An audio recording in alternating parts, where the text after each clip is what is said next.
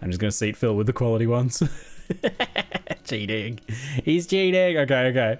Defense, and then 190 chaos filled coffin. Oh my god. Okay. Filling out the last ones, I think. It's not going to be optimal, but I will be a grandpa if I try to make this optimal. There we go. +1 to maximum, minimum even, up to maximum of 6. Yeah, I did it. Did I? I did it. Did I? Yeah, I did it. I filled up the entire graveyard for one craft. It took me like all day and 400 chaos worth of corpse buying to probably make an item that'll be worth 150 chaos. I'm estimating, because it's at least guaranteed, unless something's screwed up, it's at least guaranteed to be an 86 energy shield base with a 6 link, but it's not guaranteed to be a Val Regalia, so it might only be worth like 1 div maybe. It might only be worth 100 chaos. Okay. Alright, let's see what we got here. Reroll base type 15 times, keeping the type with the highest item level requirement. That's our... Try, please make it like a Val Regalia or something. +7 to item levels to bring up the minimum level from a lot of the lower level corpses we did to bring it to 86. So I had to just jam in many of those. I've got 42 quality up to 30, so 30 quality. A couple seat fillers in there to boost the average item level. Randomly reforged links, don't worry about that, ignore that. I may have cheated a few of these graves, don't worry about it, Armor items do not have a strength, armor items do not have dex, so guarantees int. I decided to go for 6 explicit modifiers, normally maybe 5 to leave a crafting bench slot, but because I went for haunted modifiers, hopefully we roll a haunted modifiers, and that still gives us enough modifiers to roll like a set of good energy shield gear. So I got 1600% increased chance of defense modifiers and attributes for the suffixes, 100% increased chance of prefixes to try and make sure that we actually roll those energy shield mods. I've got like things like physical scarcer to block reflect. I've got fire mods scarcer, cold mods scarcer, elemental mods scarcer. I left one of them, so we'll probably get like attributes and lightning in theory. I tried to make chaos a little bit scarcer as well, but those are kind of rare. Life mod scarcer to try and hit the energy shield. Mana scarcer to try and not hit the mana mods. Fizz tier rating to reduce the number of reflect tiers that we could hit. Same thing with kind of like all of the elemental and chaos ones. If we hit a resist, I want it to be high at least. Mark said that 100 tier rating wipes out half of the mod tiers. 200, 2/3. So around 200 is maybe a good spot to aim for. But I went for 300 on the defense modifiers. So hopefully if we hit any energy shield mods, they are tier 1 or 2, hopefully. Maybe tier 3 might be possible with that. And we have stacked a fair bit of extra tier to the resistances, so we should be pretty unlikely to hit resists, but if we do, they should be like the highest tiers. And then I got some like attribute modifiers, so we should hopefully hit like high tier intelligence. So we're hoping, ideally we get a Val Regalia, 6 link, with like all tier 1 and 2, full prefixes. Maybe we get some cool haunted mod. Hopefully a high tier intelligence roll, and maybe like 1 good resist. And 6 link and all that jazz. And maybe some of the beast courses will be left over because we've got that thing as well. Just kind of showing some of the interesting stuff that happened here though was like, so I got quite a few of the columns and rows have increased modifier effect. So I think I got one of those like over here somewhere. Where is that? You can see, yeah, so this one's like 625. Normally 500 is the highest. Because we got some of these like 25% increase effective corpses in this column. So I tried to, definitely did that optimally, because like you have to plan a whole graveyard around those and have them ahead of time. So you could go real deep on doing those. But you can do a few, you can boost a few things with those. So we have some heavily boosted defense modifiers there, and I have maybe 3 or 4 of those going on. All right. Let's do it. It's time. Armor. Body armor. The labor of a lifetime.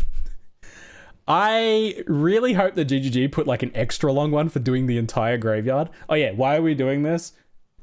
To, you know, for science, of course, but also a bit of fun. But also, I set myself some goals, some quests, and one of my side quests this league is to have every grave filled for a single craft. So this will actually be the first quest I do when we complete this. A full graveyard craft. All right, buddy. Give us your chant.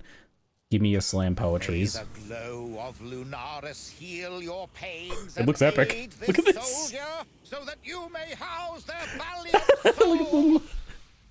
Oh! look at the achievements. I was like, did the whole league's 38 out of 38 in a single craft. We got a Regalia! It has no attribute required. Oh, that must be the Haunted modifier. Yo, we got a Regalia. Oh my god. Tier 1 hybrid, it rolled mana somehow. Tier 2 unassailable, Tier 1 flat. It works. It works. I don't know about the has no attribute requirements, but I mean, that's a thing. That's a weird looking item, isn't it? Actually good. Okay, that's all. Okay, look, the league mechanic has potential, right? I think we all knew that the league mechanic has high-end potential, right? Like, if you do an entire graveyard craft, you should hope that you get something good out of it. And I think we did there. Actually a great item. That's very cool. the no attribute requirements thing is a little janky. Interestingly, those suffixes are possibly bad enough that we could try and wipe those out and use the and recraft them. So we could just keep the amazing prefixes and actually recraft that, because the suffixes, yeah, could be changed. But I'm happy with that. I honestly expected worse. What is a 684 6-link worth? 4.5 divine. I at least broke even. I at least broke even. What is the... How do you see the quality on the base again? What is that? 181 out of 197? So that could be tailoring orbed up a bit as well. If we look at the energy shield and bring that up to, say, like 690, does that change things too much for us? More like 10 div there. So, not Taylor, yeah, Sacred Orb, not Taylor Orb. So Sacred Orb could bring that up a bit too with a bit of luck. To significantly more valuable, given we're at the higher ranges of possible energy shield there. Sick. I wonder if chroming this is really likely to roll like random socket colors though. Maybe that affix? Yeah, good for colors? Let's try. I'm curious. Can you like chrome this into Oh yeah, wow, okay. It's incredible for off colors. So that's interesting. So you could do your colors first then and then fix the suffixes potentially. That's pretty wild. That was entertaining. Yeah, I think we all knew that the graveyard has high-end potential, but I'm unfortunately rating this league pretty poorly as it stands right now, despite that fun and despite that very cool item and craft, because it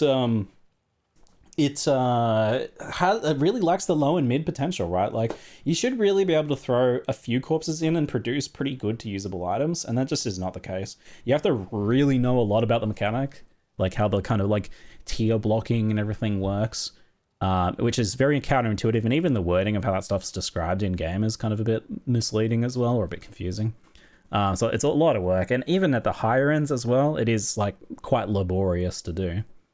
Compared to something like Rog Rolling, which is quite fast and fun, and even people still even have trouble getting into that. And it's a bit more like immediate gratification, right? So I don't know how they fix this one as well. I have to like bring the floor up without necessarily blowing out the top of the potential there, but bring like that floor up. So, because you want to get people inspired, you want them to, you know, do some early crafts that grabs their imagination so that they want to push towards doing ridiculous full graveyard crafts and whatnot.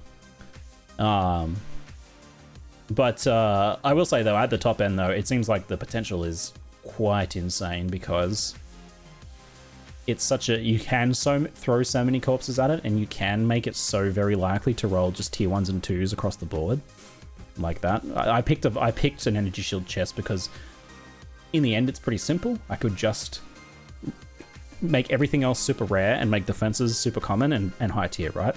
So like, we just get energy shield and basically nothing else. And that's exactly how it worked in the end. You completed multiple quests, by the way, I think. Yeah, you reckon? Did we do multiple goals?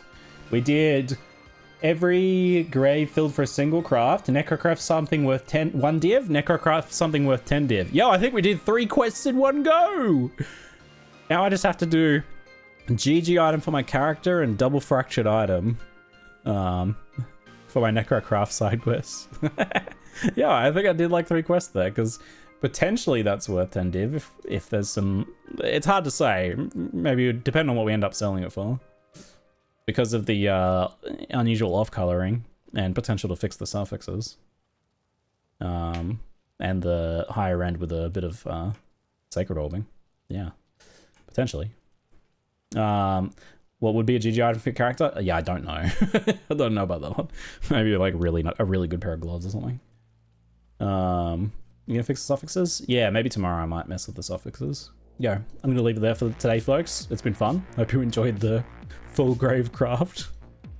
Well, I mean, maybe if we just do a full grave craft every day and make an amazing item every day, then it will be pretty cool. Maybe that'll be pretty cool.